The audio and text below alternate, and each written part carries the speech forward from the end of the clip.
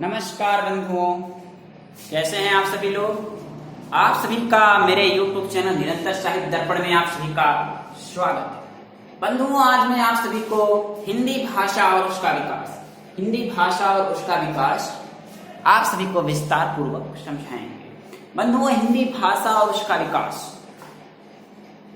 कहते हैं कोशिश करने वालों की कभी हार नहीं होती, कोशिश करने वालों की कभी हार नहीं होती, लहरों से डरकर नौका पार नहीं होती, लहरों से डरकर नौका पार नहीं होती, कोशिश करने वालों की कभी हार नहीं होती। बंधुओं, हिंदी भाषा और उसका विकास, हिंदी भाषा और उसका विकास जो है में हम आज पढ़ेंगे प्राचीन भारतीय आर्य भाषा। आज हम पढ़ेंगे प्राचीन भारतीय आर्य भाषा।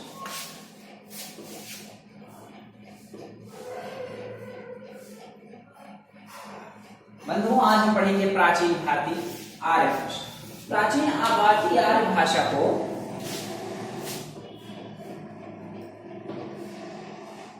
प्राचीन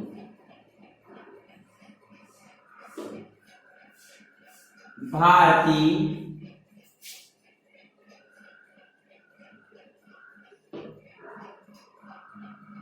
आर्य भाषा। बंधुओं, आज हम पढ़ेंगे प्राचीन भारतीय आर्य भाषाएं। ठीक है, प्राचीन भारतीय आर्य भाषा को मोटे तौर पर दो परिवारों की भाषाएं बोली जाती हैं।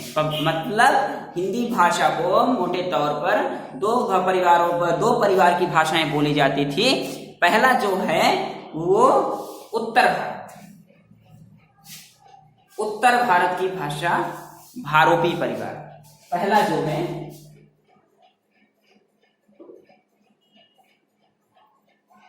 उत्तर भारत,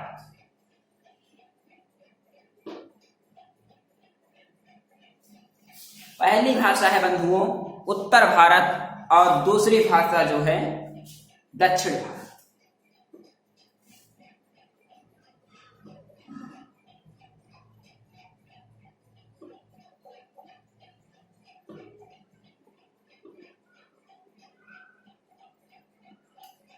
प्राचीन भारतीय आर्य भाषा को दो भागों में बांटा गया है, उत्तर भारत और दक्षिण भारत। उत्तर भारत और दक्षिण भारत को हम दो नाम से और जानते हैं, एक भारोपीय भाषा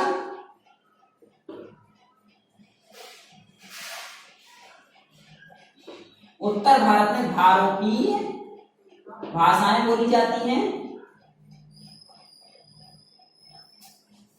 और दक्षिण भारत में द्रविड़ परिवार की भाषाएं बोली जाती हैं।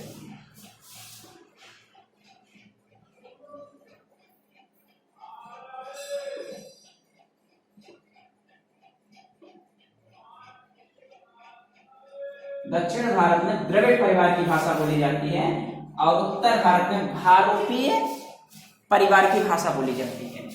भारोपीय परिवार की भाषा बोली जाती है।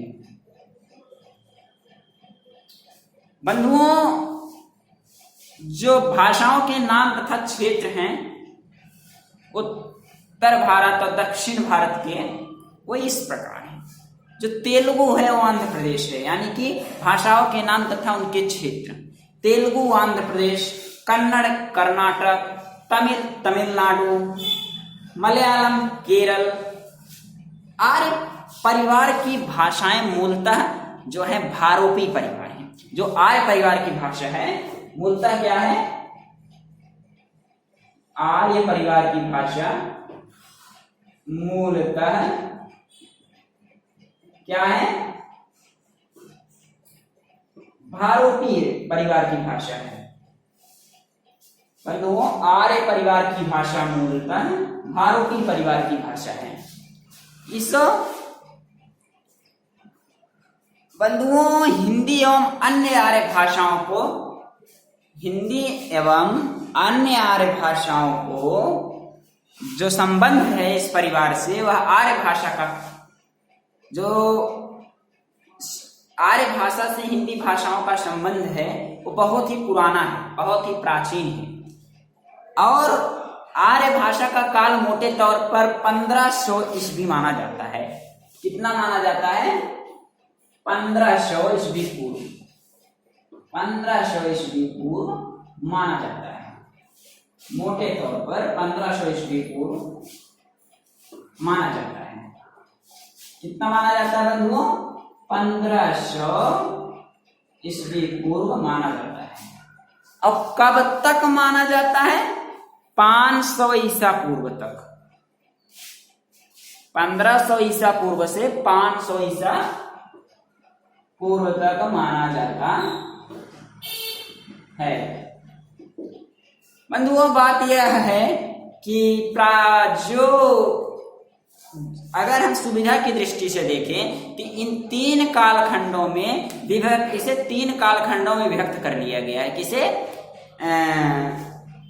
भाषा को 3 कालखंडों में विभक्त कर लिया गया है। एक प्राचीन भारतीय आर्य भाषा काल, और मध्य भारतीय आर्य भाषा काल, और आधुनिक भारतीय आर्य भाषा काल।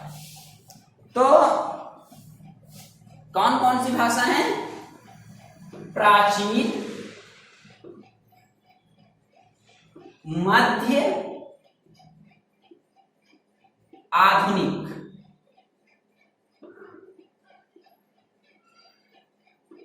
आर्य भाषा। ठीक है? प्राचीन, मध्य आर्य भाषा, प्राचीन आर्य भाषा, मध्य आर्य भाषा और आधुनिक आर्य भाषा काल। अब हम इसका काल जान लेते हैं। इसका काल क्या है? इसका काल है 1500 से कितना है? तो अभी बताया था हमने, 1500 ईसा पूर्व से 500 ईसा पूर्व माना जाता है। ठीक। अब मध्य भारतीय आर्य भाषा काल को कब से कब तक माना जाता है? मध्यकालीन आर्य भाषा को 500 ईसा पूर्व से, कब से? 500 ईसा पूर्व से 1000 ईसा तक माना जाता है। कब तक माना जाता है? 1000। ठीक है बंधुओं। अब बात आई कि आधुनिक भारतीय आर्य भाषा काल को कब से कब तक माना जाता है? आधुनिक भारतीय आर्य भाषा काल को कब से कब तक माना जाता है? तो बात आ गई बंधुओं 1000 से लेकर अब तक माना जाता है।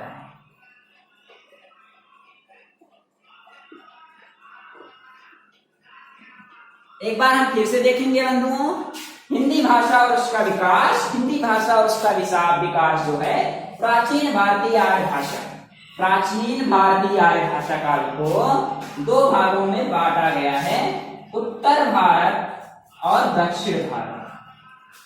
उत्तर भारत और दक्षिण भारत। भारोपीय परिवार की भाषा जो है उत्तर भारत में आती है और दक्षिण परिवार की भाषा जो है द्रविड़ परिवार में आती है। तो भारोपीय परिवार की भाषा जो है वह आर्य भाषा कहलाती है। और इस काल को हम 3 भागों में बांट दिए हैं बंधुओं, प्राचीन आर्य भाषा काल, मध्य आर्य भाषा काल और आधुनिक आर्य भाषा काल। अब प्राचीन आर्य भाषा काल को 1500 ईसा पूर्व से 500 ईसा पूर्व मानते हैं और मध्य आर्य भाषा काल को 500 ईसा पूर्व से 1000 ईस्वी तक मानते हैं।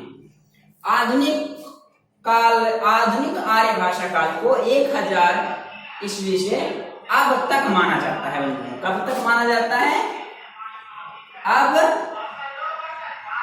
तक माना जाता है। तो प्राचीन भारतीय आर्य भाषा काल के अंतर्गत 2 भाषाएं आती हैं। जो प्राचीन भारतीय आर्य भाषा है उसके अंतर्गत 2 भाषाएं आती हैं। हिंदी भाषा और उसका विकास 2 परिवार की भाषाओं में आया। कौन कौन से? उत्तर और दक्षिण। तो प्राचीन भारतीय आर्य भाषा काल को दो भागों में बांटा जाता है, एक वैदिक संस्कृत है और एक लौकिक संस्कृत है। क्या है बंधुओं? एक वैदिक संस्कृत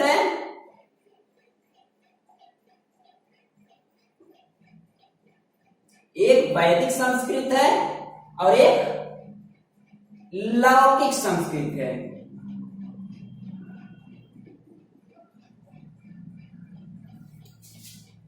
अब वैदिक संस्कृत क्या है और लौकिक संस्कृत क्या है बंधुओं? मध्य भारतीय आर्य भाषा काल को के अंतर्गत 3 भाषा आती है, यानी कि प्राचीन भारतीय आर्य भाषा काल के अंतर्गत 2 भाषाएं आती हैं, वैदिक संस्कृत और लौकिक संस्कृत। तो मध्य भारतीय आर्य भाषा काल जो है उसके अंतर्गत कौन सी भाषा आती है? उसके अंतर्गत इसके अंतर्गत 2 भाषाएं आ गई, यह आ गई और ये आ गई। अब प्राचीन भारतीय आर्य भाषा काल को 2 भागों में बांटा गया है, वैदिक संस्कृत और लौकिक संस्कृत। अब मध्य आर्य भाषा काल को हम कितने भागों में बांटे हैं? बांटा गया है बंधुओं, मध्य भारतीय आर्य भाषा काल को 3 भागों में बांटा गया है। पहला क्या है बंधुओं? पाली। दूसरा क्या है? प्राकृत। पहला क्या है? प्राकृत। दूसरा क्या है? पहला क्या है बंधुओं? प्राकृत भाषा। और तीसरी भाषा हमारी है पाली, प्राकृत और अपभ्रंश। तीसरी भाषा क्या है? और तीसरी भाषा है बंधुओं अपभ्रंश।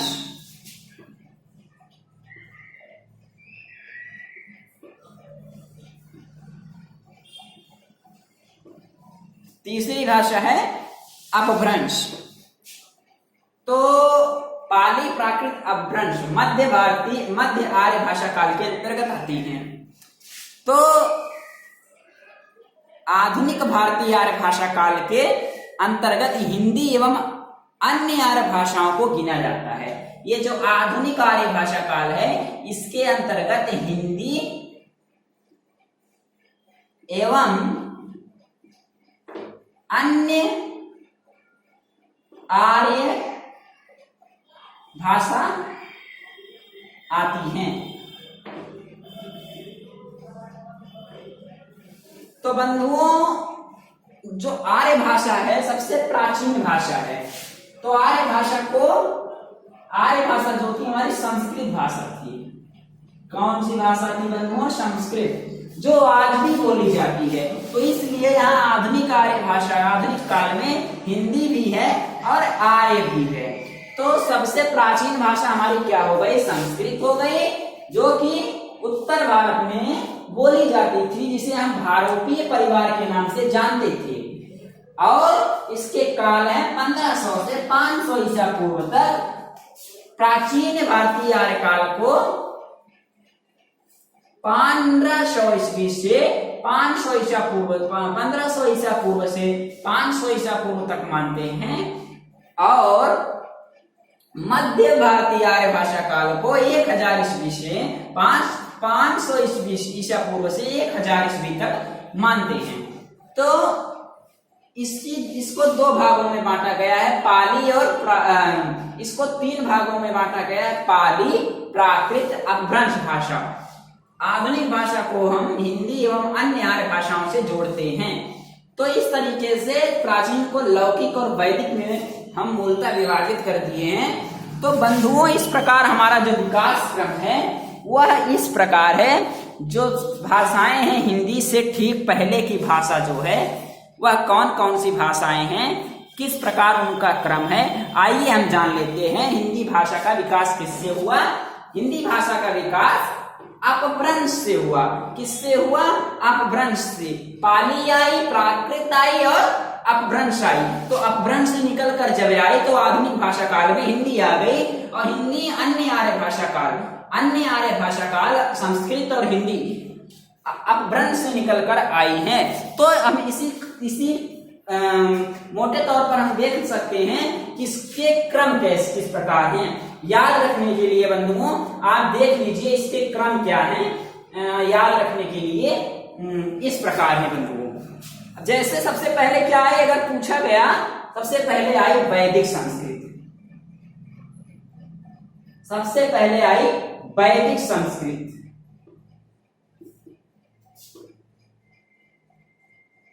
क्या? वैदिक संस्कृत आई। और फिर आई बंधुओं लौकिक संस्कृत।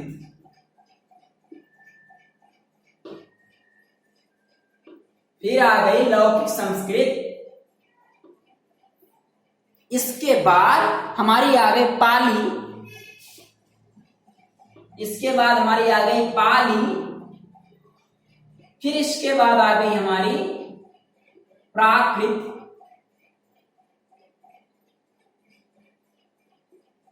फिर इसके बाद हमारी आ गई अपभ्रंश।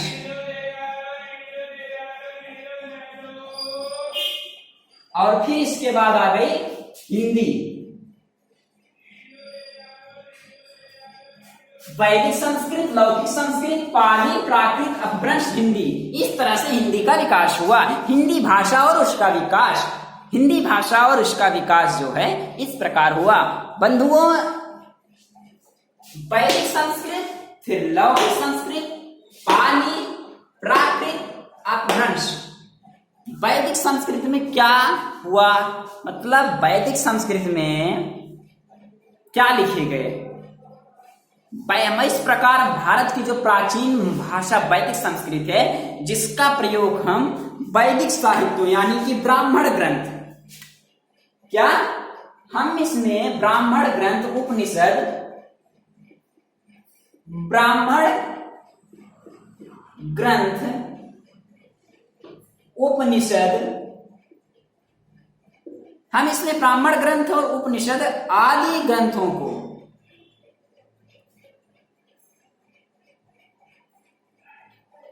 मतलब लौकिक संस्कृत में क्या हुआ, पाणिनि आई। लौकिक संस्कृत में पाणिनि और हमारी जो है रामायण, महाभारत और गीता, ये सब लौकिक संस्कृत में लिखे गए। भागवत,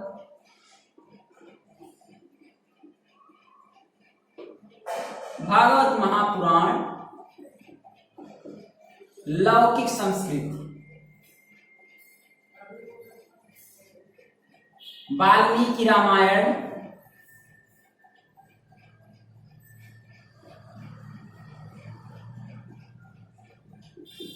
ब्राह्मण ग्रंथ, उपनिषद इसमें लिखे गए वैदिक संस्कृत में, और लौकिक संस्कृत में पाणिनि और भागवत महापुराण लौकिक संस्कृत, वाल्मीकि रामायण आदि लिखे गए। तो अब हम यहां पर आते हैं बंधुओं कि पाली और प्राकृत में कौन सी भाषाएं, मतलब कौन कौन से ग्रंथ लिखे गए मोटे तौर पर। जो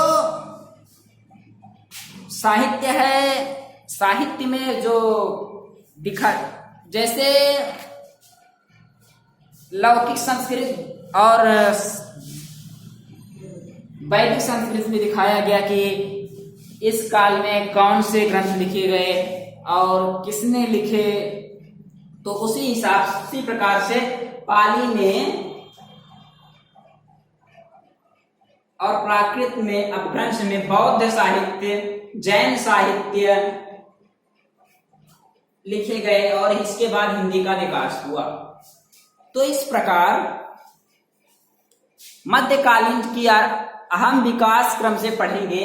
कल अगले वीडियो में हम पढ़ेंगे बंधुओं वैदिक संस्कृत का विस्तार पूर्वक वर्णन करेंगे, लौकिक संस्कृत का विस्तार पूर्वक वर्णन करेंगे और पाली का विस्तार पूर्वक वर्णन करेंगे, प्राकृत का विस्तार पूर्वक वर्णन करेंगे, अपभ्रंश का करेंगे और इससे पहले हम उसका विस्तार पूर्वक वर्णन करेंगे प्राचीन भारतीय आर्य भाषा काल में कौन कौन से क्या क्या हैं, उस विषय को हम आपको सबसे पहले अगले वीडियो में हम प्राचीन भारतीय आर्य भाषा काल को जोड़ने का प्रयास करेंगे।